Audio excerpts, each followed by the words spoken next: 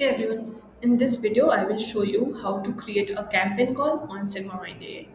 So from your home dashboard, click on this campaign call. Now click on this create new campaign.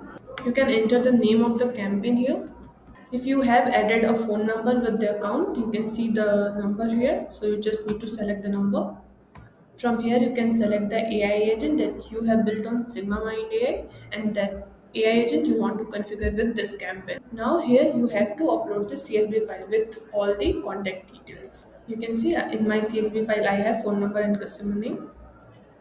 You can see the set concurrency.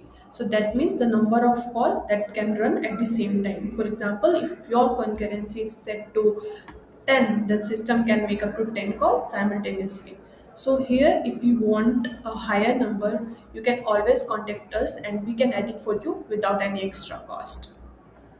Now, here you can see you can schedule your campaign for later or you can send it now as well. So let's send the campaign now and see if I am getting the call.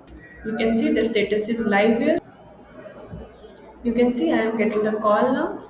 So this is how you can create a campaign call on SigmaMind AI. Thank you.